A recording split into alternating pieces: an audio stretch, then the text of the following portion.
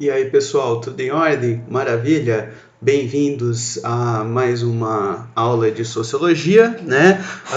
Vamos começar agora a falar sobre um dos autores mais criticados, um dos autores mais execrados, né? Todo mundo xinga, todo mundo fala mal, todo mundo critica, enfim, mas pouca gente conhece, né? Pouca gente lê, pouca gente, enfim, realmente entende o que a perspectiva dele representa para a sociedade, né? Representa para a estrutura social contemporânea. Inclusive, companheiro chamado Karl Marx. Tudo bem, galera? Supimpeza? Esse que virou palavrão, né? Hoje as pessoas falam tanto sobre marxismo cultural, falam tanto sobre algumas críticas, né, em relação ao Marx, que algumas delas realmente são muito procedentes, né, são muito veementes, porém, antes de mais nada, a gente precisa conhecer, né, para poder criticar. Firmeza, galera? Então, vamos lá, né, para começar a entender um pouquinho sobre o Marx, perfeito?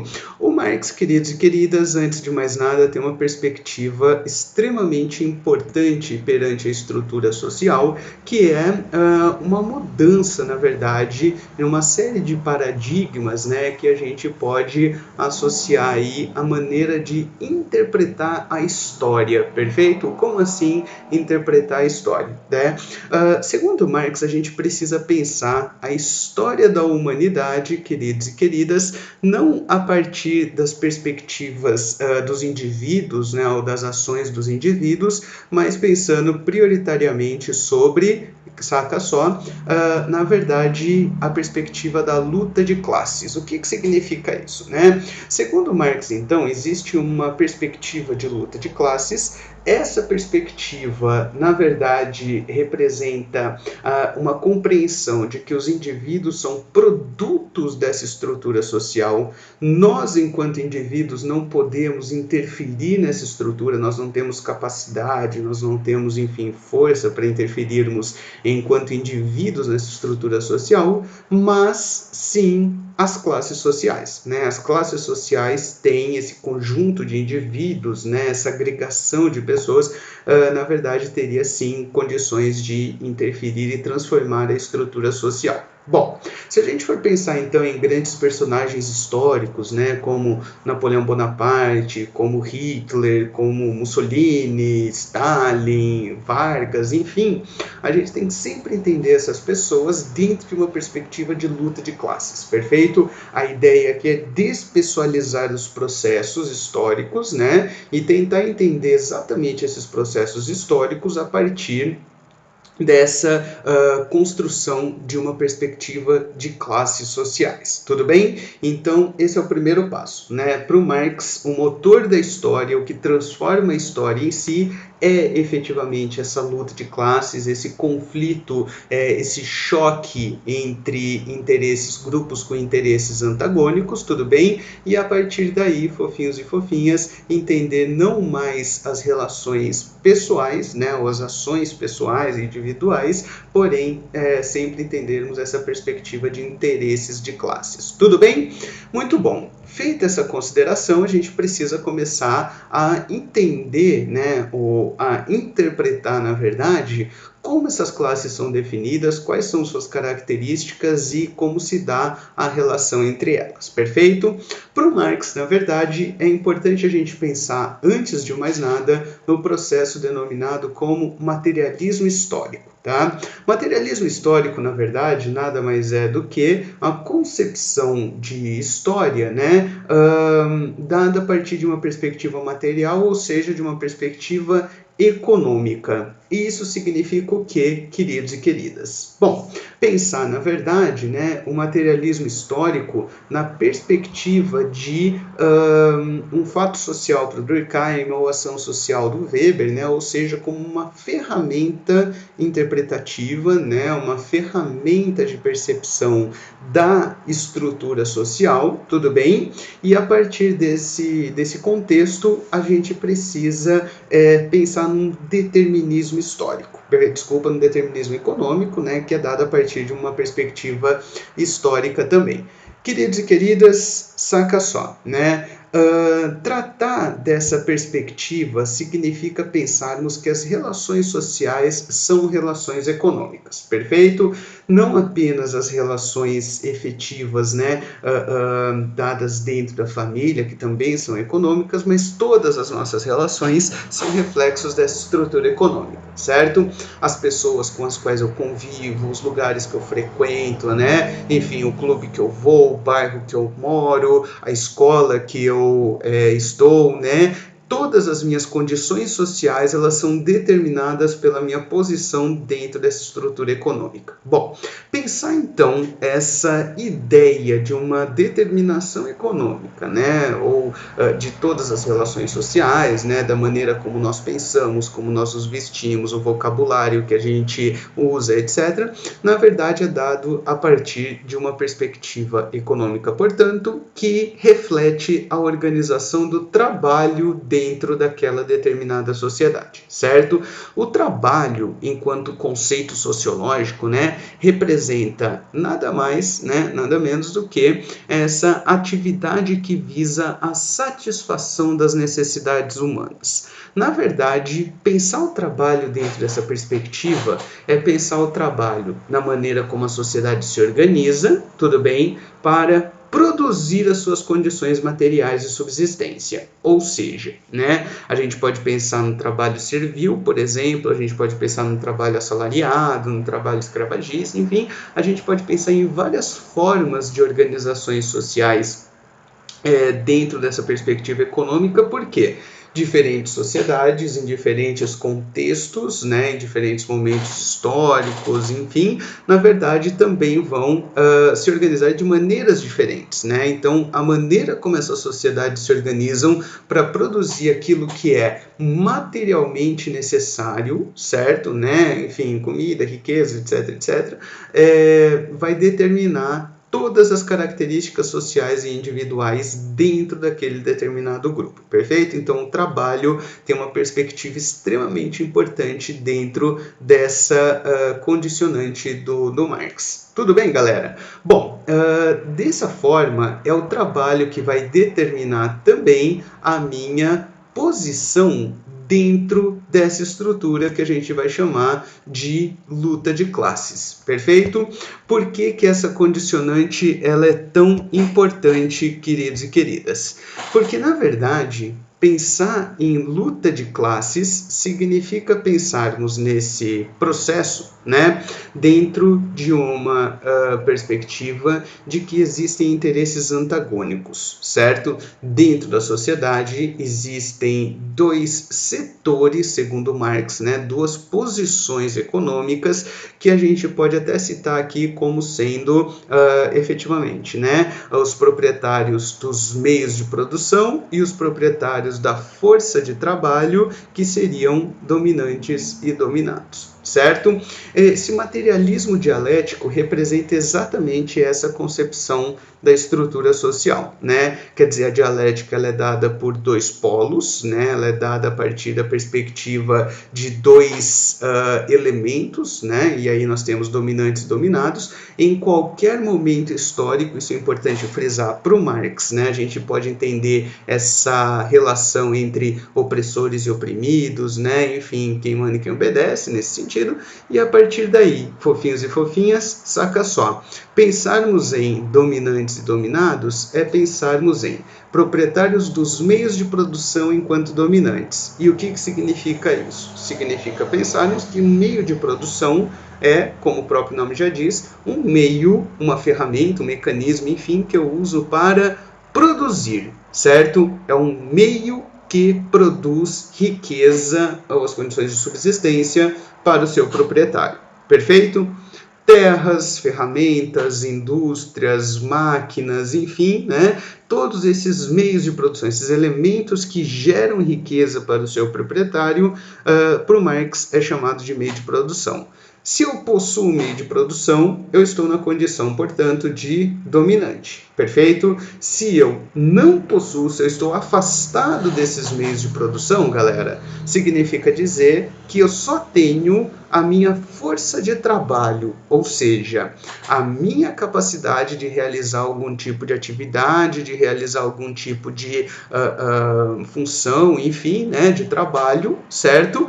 Para garantir a minha subsistência, seja de modo servil, como era no feudalismo, por exemplo, né, na condição dos servos, seja na forma de trabalho assalariado, em que eu vendo a minha força de trabalho, né, geralmente utilizando o meio de produção de outras pessoas, na casa de um operário, um camponês que trabalha na terra de outra pessoa, né, um professor que trabalha numa escola particular, né, ou até um professor da rede pública, enfim. Então, na verdade, eu estou vendendo a minha capacidade de realizar uma determinada atividade no meio de produção de outra pessoa, uma vez que eu, dominado, estou afastado desses meios de produção, perfeito? E é importante ressaltar o seguinte, galera, isso vai nos dar a construção de uma relação sempre conflituosa entre aqueles que efetivamente, né, possuem esses meios de produção e aqueles que, fofinhos e fofinhas, na verdade, têm apenas a sua força de trabalho, certo? Para o Marx, a história da humanidade é a história da luta de classes, certo? Patrício e plebeu, senhor e servo, mestre artesão e aprendiz, burguês e proletário. Ao longo de toda a história da humanidade, nós temos esse conflito entre dominantes e dominados. Não existe, na perspectiva marxista, né, nenhum tipo de interpretação conciliatória entre essas classes. Afinal de contas, né, se uma dessas classes alcança os seus objetivos, a outra necessariamente está perdendo, uma vez que existe uma relação de exploração entre ambos, né? Mais para frente a gente vai tratar no conceito de mais-valia, mas sempre que essas classes entram em conflito, nós temos um processo de transformação da estrutura social. Tudo bem, pessoal? Bom, como assim transformação dessa estrutura social antes de mais nada? Ao falarmos de uma transformação da estrutura social, a gente está falando de uma relação, né, existente entre esses dois campos que na sociologia marxista são campos complementares entre si, chamados de infraestrutura e superestrutura. Tudo bem? O que significam esses elementos, queridos e queridas? Prestem muitíssima atenção, tá? Na verdade, são campos complementares, portanto, né, eles não são antagônicos, eles coexistem e estabelecem uma relação extremamente importante entre si, perfeito? Principalmente porque a infraestrutura, e aí vocês podem encontrar, fofinhos e fofinhas, esse campo, né, esse nome com 3 perspectivas diferentes, tá? Vocês podem encontrar como estrutura apenas, infraestrutura, perfeito, ou o campo econômico. Tudo bem? O que é, então, essa infraestrutura, tá? A infraestrutura, ela é nada mais, nada menos do que esse campo material, né? Do que, na verdade, as condições materiais e os recursos que estão disponíveis para aquela sociedade produzir as condições necessárias para a sua subsistência, certo? Então, a gente entende a construção dessa estrutura, né? A gente entende a construção dessa infraestrutura a partir dos meios de produção, certo? Como a gente viu até agora, né? Quer dizer, aquilo que está disponível materialmente, aquilo que existe no ponto de vista material, físico, né? Para produzir as condições de subsistência da sociedade, assim como as relações de produção que são dadas exatamente a partir da propriedade ou do afastamento das pessoas com relação a essa infra e superestrutura. Tudo bem, galera? O que isso nos dá de uma maneira mais específica, tá? A maneira como as nossas relações sociais são construídas pelas minhas condições econômicas, pela minha posição dentro da estrutura social, na verdade, representa a base, né? Ou aquilo que sustenta todas as demais relações sociais, que são inclusive denominadas como superestrutura. Perfeito? Então, a infraestrutura a base que sustenta e a superestrutura seria um campo ideológico no plano das ideias, né? Um plano material, imaterial, portanto, que seriam as leis, a moral, a religião, os costumes, o Estado, enfim, tudo aquilo que está na perspectiva ideológica dessa sociedade. Tudo bem? Obviamente, essas relações, né, esses dois campos apresentam relações estabelecidas entre si, né, e essa relação ela é fundamentada de uma maneira extremamente importante, né? A infraestrutura, a base material, portanto, ela determina a superestrutura, ou seja, né, significa dizer que a maneira como nós produzimos, certo, vai determinar a maneira como nós pensamos e essas ideias existentes dentro da sociedade vão legitimar, vão justificar as bases econômicas. Bom, vou dar um exemplo aqui para vocês que eu acredito que fique bem claro de perceber, né? Existe uma ideia extremamente importante dentro da sociologia marxista, dentro da nossa sociedade, na verdade, que é o conceito de meritocracia. Perfeito? Né? A recompensa pelo mérito, pelo merecimento, etc, etc. E a partir daí, queridos e queridas, nós temos a construção da noção de que a minha posição dentro da sociedade ela é determinada pelo meu esforço, né? Pelo tanto que eu trabalho, pela minha capacidade em produzir, trabalhar, estudar, me preparar, me capacitar, etc, etc. E dentro dessa perspectiva, né, dentro desse processo, nós temos, fofinhos e fofinhas, a ideia de que existe a possibilidade de eu melhorar ou decair na minha condição social. Perfeito? Percebam, esse tipo de ideia, né, ou seja, até podemos jogar isso no campo da moralidade, por exemplo, ela vai ser determinada por uma estrutura econômica burguesa, capitalista, que permite trabalho, acúmulo e, consequentemente, o enriquecimento e empobrecimento das pessoas. Ou seja, uma sociedade que possua mobilidade social. Existe a possibilidade de eu mudar de camada, de eu mudar de estamento, certo? A partir da estrutura econômica da sociedade burguesa. E aí? É óbvio que essa ideia ela só pode existir dentro de uma sociedade com mobilidade. Não adianta você virar para um servo medieval, por exemplo, e falar para ele acordar mais cedo, trabalhar mais, se esforçar mais, que a vida dele vai ser melhor. Não vai, porque é uma sociedade fechada, não existe a possibilidade de enriquecimento ou de mobilidade social dentro do feudalismo, portanto a ideia da meritocracia ela não pode existir ou surgir dentro dessa estrutura econômica. Percebam, então, como a estrutura econômica, né, a base, vai determinar o campo ideológico, vai sustentar as ideias que existem dentro dessa sociedade, perfeito? E, queridos e queridas, dessa maneira, as ideias da sociedade, como a meritocracia, por exemplo, legitimam as desigualdades, as condições históricas, enfim, do campo material. Tudo bem? Uai, a gente só pode falar, por exemplo, em uma sociedade efetivamente democrática, com sufrágio universal, etc., na sociedade burguesa, que é orientada pelos princípios iluministas da liberdade e igualdade, certo? Agora percebam que o iluminismo também por si só é um movimento filosófico de caráter burguês, que representava os interesses da burguesia, que ali no século XVIII, prioritariamente, né, luta contra o antigo regime. Então, quer dizer, as ideias iluministas elas representam o interesse de uma classe economicamente dominante dentro daquele momento. Tudo bem?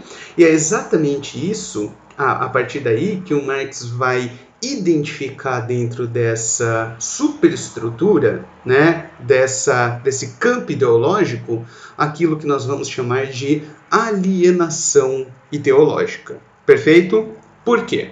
Uai, a alienação ideológica, por ser, né, o campo ideológico, por ser determinado a partir dessa estrutura econômica, na verdade, apresenta todas as desigualdades e todas as condições econômicas como sendo naturais e justas, certo? Né? Seja por uma perspectiva religiosa, seja por uma perspectiva puramente meritocrática, mas as pessoas que não fazem parte dessa classe dominante, tudo bem, são criadas, principalmente elas, né, são criadas dentro de uma perspectiva de aceitar essas características econômicas. Uai, a meritocracia é exatamente isso, né? Você é o responsável pelo seu sucesso ou seu fracasso a partir da sua competência profissional, das suas ações econômicas, né, das suas ações profissionais. Logo, queridos e queridas, se a classe dominada na perspectiva marxista, né, não percebe as reais condições da sua exploração econômica, que estariam, segundo Marx de novo, né, na propriedade dos meios de produção e não no tanto que você, trabalhador assalariado, trabalha, se esforça, etc., na verdade, essas ideias elas são legitimadas, elas são construídas de uma maneira como justificativas, né, para essas identidades dadas pela minha posição dentro da estrutura social, e a partir daí nós reconhecemos principalmente a superioridade daqueles que estão acima de nós na pirâmide social, certo? Você vê alguém com um carro de luxo, etc., aquela coisa toda, você fala, nossa, a pessoa deve ser, né, competente no seu trabalho, né, etc., como se a ideologia transmitisse que apenas o trabalho e o esforço são os elementos que vão determinar a sua condição econômica. Tudo bem, galera? Firmeza? Supimpeza, então, né, para a gente fazer uma introduçãozinha aqui ao Marx. Logo, logo a gente volta com outras características e outros elementos deste que é um dos grandes nomes da sociologia. Firmeza, galera? Até a próxima. Beijos e abraços. Se cuidem.